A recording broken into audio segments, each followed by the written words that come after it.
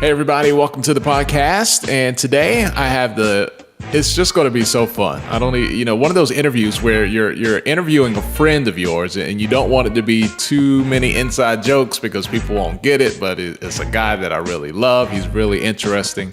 So let's bring on David Gross. David is a producer at the Golf Channel where you work on Golf Central. David, I've known you for quite a while. Your basketball game, maybe that's something that we can get into. But you've always had a love. I don't think anybody wants to get into that. You've always had a love for golf. And I can imagine people who are in the industry and love golf would love to work at the Golf Channel. Tell us a little bit how you made it to the Golf Channel. Well, I actually tried to get an internship there when I was in school, but they didn't have any paid internships. So and you went to University of Florida, right? Yeah, when I went to the University of Florida. And Golf Channel's in Orlando, so my parents live in Orlando. It would have been a really easy transition. But they didn't pay, and I had car payments and apartment bills and such, so I decided to work at the TV station that summer instead. So interestingly enough, I first went to the Golf Channel for an interview when I worked with you at WXII. And I met a guy named Dave Taylor who, liked me enough to offer me a freelance job. But at the time I was already producing, I was getting benefits, so I decided that wasn't the right thing to do at the time. Eventually I got promoted. I moved to Orlando to work at WESH. WESH is in Orlando, Golf Channel is in Orlando. So they had an associate producer job opening, and I figured, I'm a producer now.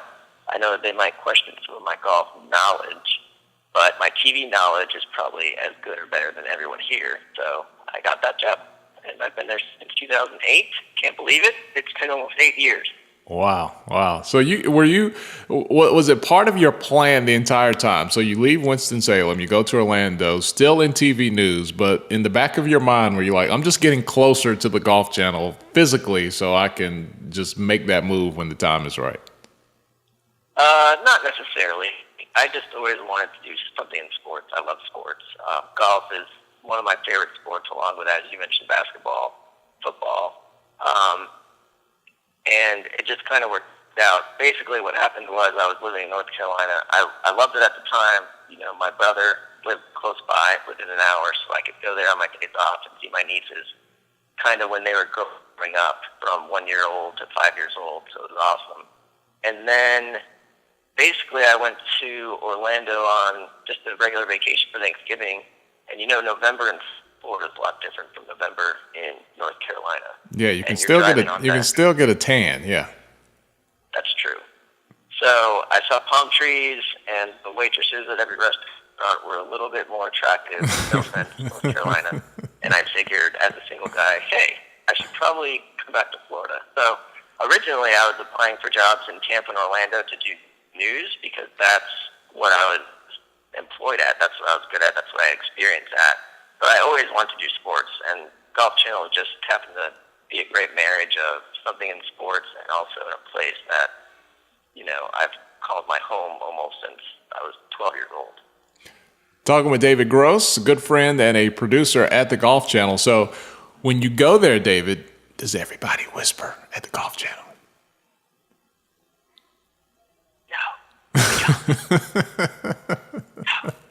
It's actually, we have a wide range of personalities. Some people talk a lot louder than others. Mostly the producers, not me, of course. I'm always cool and collective. But, it gets fired up there in the control rooms, and the directors and producers are, trying to make those last-minute decisions, trying to make sure everyone's on the same page. Like, it's loud behind the scenes, so the people who are on TV can make sure that everyone knows. All right, so when you were in local news as a producer, you were tied to your desk like all day. You're writing scripts, you're putting the rundown together. You got to execute the show, and you're in everybody's ear, keeping everything on time. Do you have more flexibility at the Golf Channel? Do you get to go out? Do you get to go to events? Or are you still tied down to your desk? Monday, Tuesday, Wednesdays is when I usually produce, so I'm mostly tied down to my desk on those days. But I do get opportunities, especially like, for example, this week is the PGA Championship. So I usually don't produce the biggest weeks of the year because I work behind the scenes. So I get to go to the Masters every year and work in a truck alongside with other, paid producers and make sure that the producers who are in charge that week get everything that they need. So I've been to the Masters, I've been to the U.S. Open, I've been to the PGA Championship, I've been to the Players Championship, and then there's also a tournament in Connecticut called the Travelers, which I went to in 2010 as a field producer, and now I'm going back this year to produce live shows from the field. So it's a cool opportunity where you do get to travel a little bit. You get to see some of the greatest golf tournaments in the world and some of the greatest golf courses in the world. So it just kind of helps you appreciate that it's a rare opportunity. Like you said, in local news, most producers just are in the office 5 days a week, all the time. So has working at the Golf Channel given you any access? Have you got to meet any golfers, or are you still kind of a few layers removed from that? Occasionally. The cool thing is when I first started Golf Channel, like I said, I was an associate producer for Golf Central, and in 2011 they created a new show called Morning Drive, and I was the first person to produce that show. So for 2 years, as the producer of Morning Drive, every time one of our hosts would be on vacation or have another event that they had to go to, we would ask professional golfers to come in and co-host. So that was a great opportunity. I got to meet some great guys. Ricky Fowler came in and co-hosted. Bubba Watson came in and co-hosted, and not just for 20 minutes, for the entire 2 hours. So I had a chance to sit next to them, say, hey, here's what the show's going to be about. It was very similar to what we're doing right now, where our regular host who wasn't on vacation would just talk to them about their life, their job, how they got to where they were, what they look forward to every day. Graham McDowell, Justin Rose, a lot of great players I've been able to meet and interact with. It's been pretty cool. So how are the personalities on average? Are they what we see on television? Are they more laid back, a little more uptight? How did you gauge that after meeting some of these guys? Well, it depends on how interested they are in keeping their sponsors happy, of course. No, all the guys were great. That's the one thing about golf is that they're really accessible, and a lot of them, we can judge from afar and say, country club kids, a lot of them, but most of the guys we talk with or who came in weren't that type of guy. Ricky Fowler was interested in other sports growing up. Bubba Watson's never had a swing coach. Justin Rose and Graham McDowell, and I would just say the Europeans overall are just really down to earth and honest and open, and that makes our job really easy. Talking with David Gross, better known as D. Gross, point guard extraordinaire. He works at the Golf Channel when he's not balling out in Orlando. David, Bubba Watson, he's the guy who has like the hovercraft, like G.I. Joe X-Wing thing that flies around the golf course, right? That's right. Although what we learned from his commercial is that they didn't actually let him in the fighter jet / flying golf cart. It was actually like a professional stunt man. So. Oh, really? But, okay. Yes, they fooled you. They did a good job. I actually thought that was him. I think Bubba is one of the most interesting guys out there. I like his toy collection. Like he always has neat stuff. Like he had one of the replica General Lees, and I just think guys who spend their money like that are just my type of guy. Yeah, he's interesting to say the least, and I think that's what the average person out there can connect with. It's hard for us to connect with a Tiger Woods or a Phil Mickelson, guys who have been great since they were 6 years old and know they're great.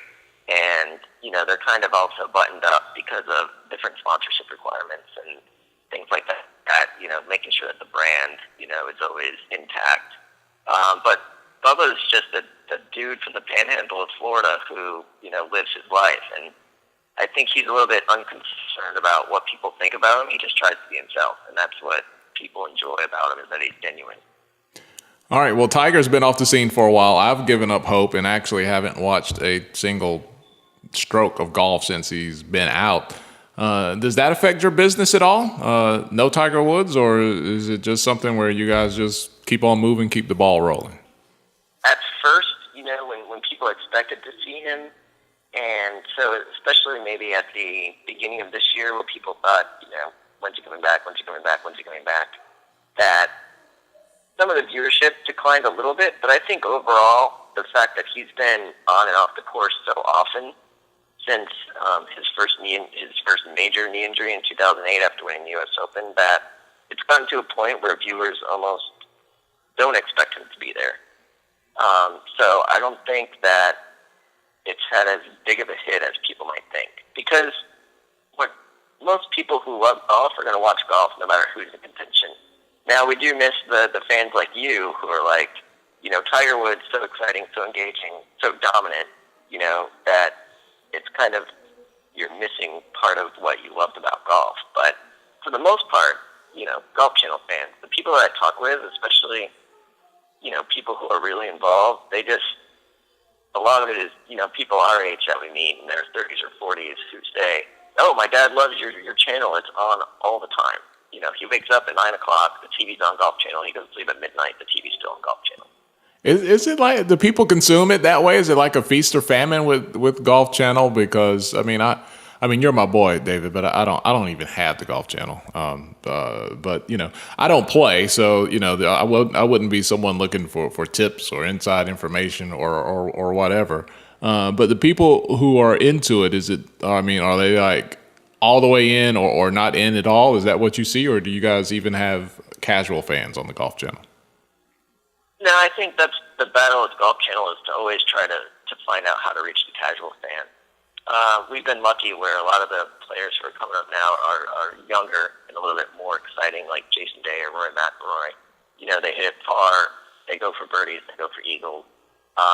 Jordan Spieth was a nice boost last year, winning the first two majors of the year. So I think it's always going to be hard, whether you have Tiger Woods or you have 10 great players who compete for majors every year, to get the casual fan in golf, because there's so much other stuff to consume, especially these days. It's hard to tie yourself down, even to a 3-hour golf round. But the people that we do have are loyal. The people who play golf and love golf, it's a game that they can watch the pros play and that they can play themselves, which is unique. Because, you talk about basketball, you and I can play basketball, but we're never going to know what it's like to play like, LeBron James. We're never going to know what it's like to play like Tim Duncan or, Kobe Bryant. But you can go out to your golf course and shoot at 68 if you play enough and if you practice enough. And you can make an eagle, and you can make a birdie, and you can make a hole-in-one. So it's something that the people who love it are almost hooked for life. Well, when I played against you, David, I did, kind of feel a little LeBron-ish, just backing you down in the paint. I did kind of, felt like you were Steph Curry trying to guard me. I did have just a passing, sensation of what that might have felt like. Yeah, but I think the difference is that LeBron actually makes the shot, where you would back down, and then throw up a brick, and then you'd be like, oh. Yeah, foul. I was so close to LeBron. Yeah, he fouled me. How tall are you again, David? What are you, 5'8"? I'm just going to wait till you guess. 9. Now, I'm 5'7". Yeah. So that's what I said. I said the 5'7" guy fouled me. That was my complaint. Talking with, I didn't hear any whistles. They don't have them at the Y. Talking with David Gross. I was afraid we would get to this point. Too many memories and inside jokes here. So let's keep it on track here. David Gross from the Golf Channel, where he is a producer. So, David, has your golf game improved since you've been working at the Golf Channel? You have access to these guys, information overload on golf. Has it improved your game in the least bit? Yes. And not necessarily, I've never been good at golf. I grew up playing basketball and football mostly in my neighborhood. So golf was always far away from my mind. My dad and my uncle played since they were 2 or 3 years old, so they loved it. When I was 16 and Tiger Woods started to become popular and win tournaments, that's when I started to play golf, because he made it fun and interesting, as we mentioned earlier. I started off really, really bad. I actually got better when I did live in North Carolina because I had Mondays and Tuesdays off and had time to, practice and work at it. But working at the Golf Channel, just seeing and absorbing golf every single day, you do get better, even if it's by osmosis, not even by practicing or playing that much, but just seeing how the best players in the world swing the golf club, or watching, we have instructional shows that are on mostly Monday, Tuesday, and Wednesdays, and just absorbing the information, you can't help become a better golfer. Now, granted, if you want to be better, you have to play, you have to practice, which I don't have a ton of time to do, but I've always thought that working here has helped my golf game, even though the scores might not reflect that. Wow, so this osmosis is a thing. I need to go get a job at a bank then, David. Maybe I can, the financial osmosis can happen for me. I would say an investment firm, because a bank really just handles other people's money, but an investment firm, you're kind of learning, how to make investments. All right, I've made I've made a side note on that. Cash flow. Yeah. I got that. All right. So one thing that you love probably even more than golf are your Gators, University of Florida.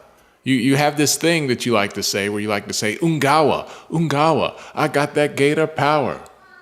Or maybe we stole that from somebody. I've heard that phrase before. What's going to happen with the Gators this year? Any chance? Or are they still on the uptick at all? I think the good thing about Florida, they have a coach who people can believe in. They have a coach who can recruit great players again. I think the Will Muschamp era was kind of a black stain on the University of Florida where it just was never going to work. He's a good defensive mind, but there were even defensive lapses because playing that defensive style of game where you have to be in a 23 to 20 game every single week just wears on players. So I think McElwain opened it up. The biggest concern, obviously, is quarterback. Last year, it was the same question at quarterback. Will Greer stepped up and played great through 6 games, and then he got suspended. And Treon Harris, I think, is my size, so he wasn't really going to survive playing against SEC defenses. But this year, I think the good thing is we have defensive experience coming back, and the offensive line is a little bit more experienced, which will help whoever is quarterback. So I'm thinking we had 10 wins last year. I think if we get 10 wins again this year, it'll be another success. Who runs Orlando? That's a funny sports town. Who's the top dog there when it comes to just college pros, everything? You have the Magic there. Is it a Magic town? What is the biggest ticket draw? What do they talk about on sports radio the most in Orlando? I would say hating Dwight Howard is probably the biggest sports Still? ticket in Orlando. Still? Yeah, well, when there's nothing else to talk about, they could always go to we hate Dwight Howard. No, to be serious, I think college football is probably the number one sport in Orlando just because you have Florida State, Florida, and Miami alumni throughout the city. And those schools with those traditions, and no matter what time you're at least one of those is a national title contender, which Florida State probably has the best chance this year, but Florida's very close, and then Miami has Mark Richt. So they're hopeful for the future, and they also have a great quarterback who Richt can help mold like he did David Green and Matthew Stafford and such. So I do think college football is number one here. The NFL is probably number two just because it's the NFL, and who doesn't love the NFL? And then I would say, just because of tradition-wise, the Magic are third, but the Orlando City soccer team, which is now in its second season, is right on the heels. So did Orlando, get set on fire when, you make the trade with OKC? Did the people there view that as a step up or a step back? I think it's a mixed bag. I'm actually a Knicks fan because my family's originally from New York, and I lived there until I was 6, so I don't care. But the fact that I do listen to a lot of sports radio here is I do hear it a lot. I think they like the move because it brings in veterans, and they know that Frank Vogel is going to bring in a defensive push more so than they have in the past.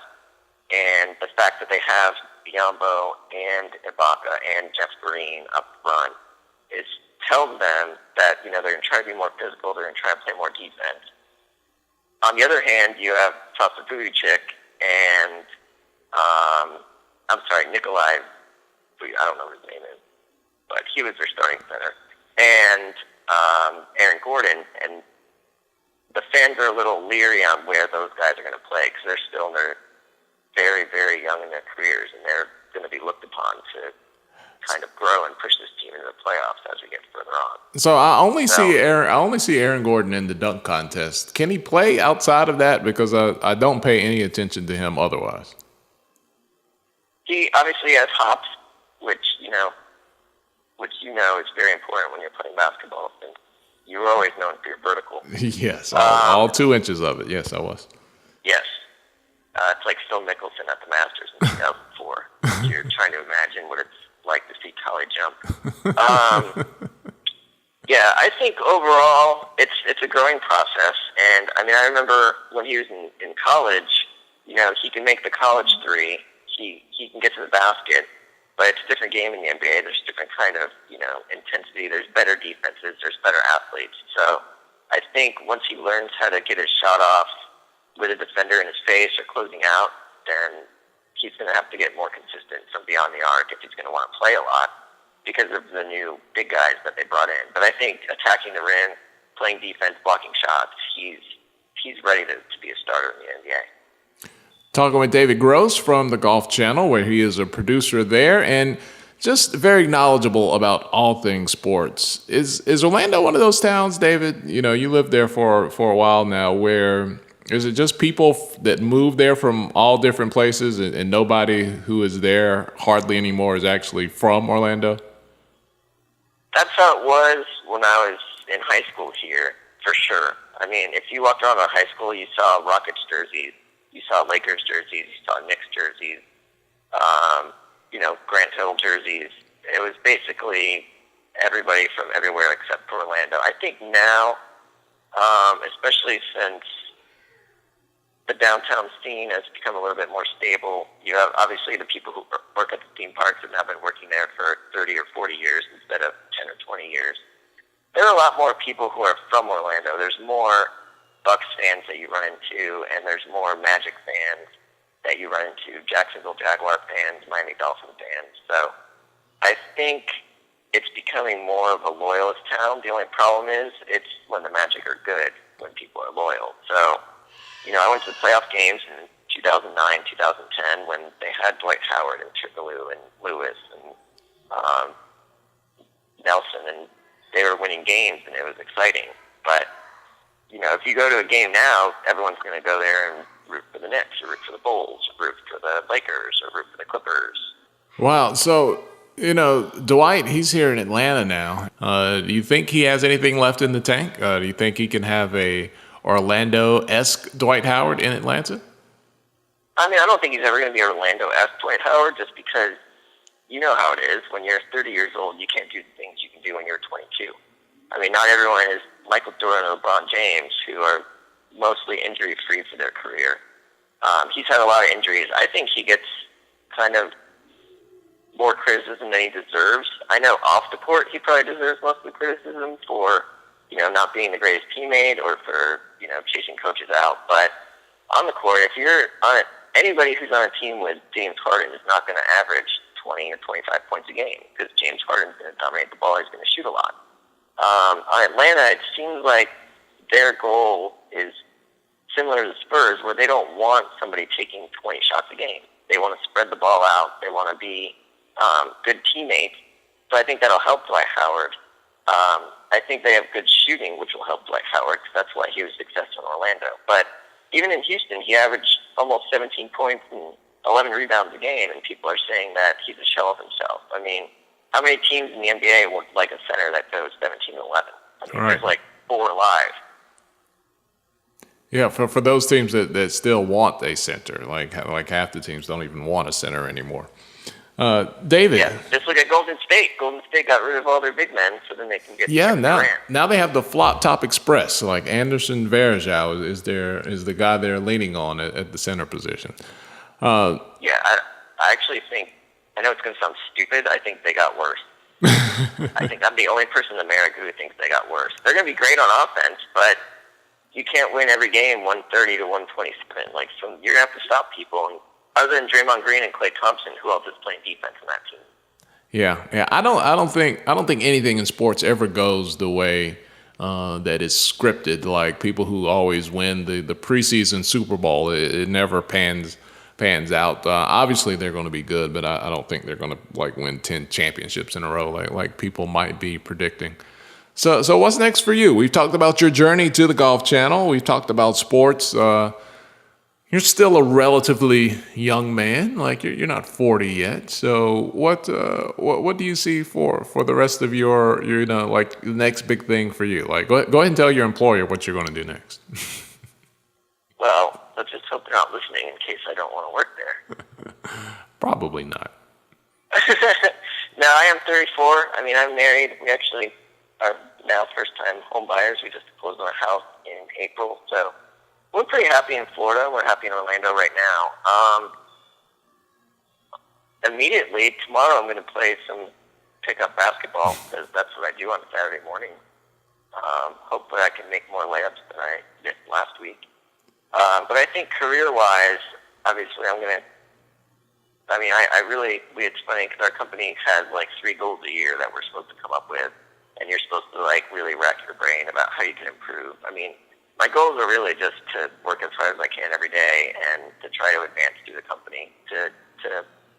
I consider myself a leader, someone who's been in the business for 13 years, and I feel like that's my next step is to be a coordinating producer and then maybe be, in charge of Golf Central one day or, in charge of training coordinating or something like that.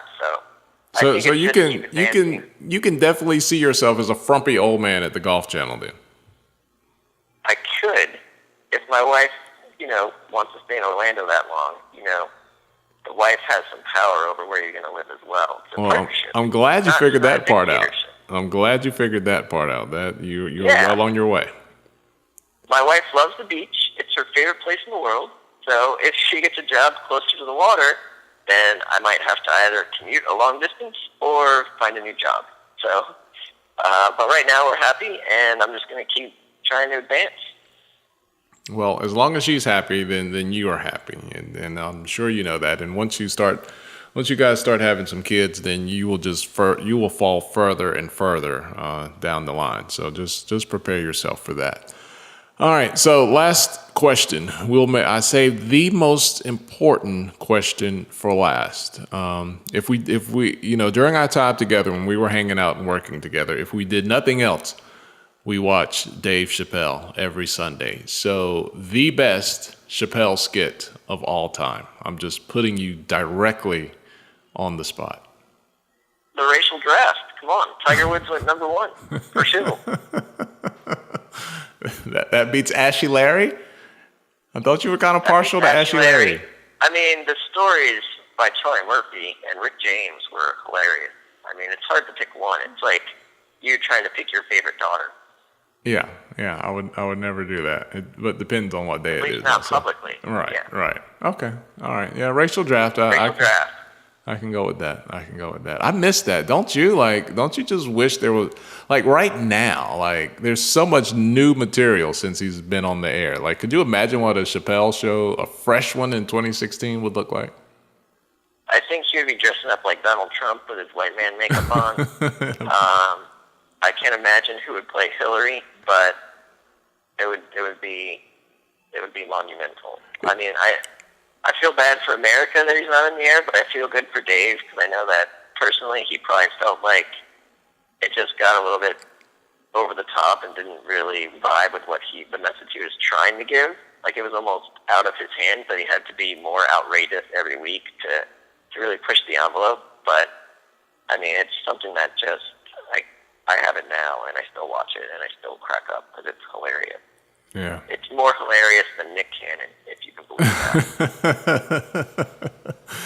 Dad, Nick Cannon is hilarious. Yeah. Oh, man. That was great. I don't even know how we produced any shows on Sunday because that was 2 hours where I was doing absolutely nothing. Well, actually, I was pretending to do something just so I could get away with watching the show. Well, Dave, basically, we would do the show from 6 to 6:30, and and then we would finish watching, the afternoon football game, and then we'd have about an hour before we could, do work, and then once that hour was done, then we'd watch real TV, like Family Guy and Chappelle Show. Yeah. So about 10 o'clock, we were like, okay, we got an hour to get this 11 o'clock show together. Yeah, that's all it takes. Those were the days. All right. David Gross, producer at the Golf Channel, hanging out on the Sin podcast today. Thanks a lot for joining us, Dave. And, whatever your wife wishes for you in life, I hope that you find the way to achieve it. Yep. She leads and I'll follow.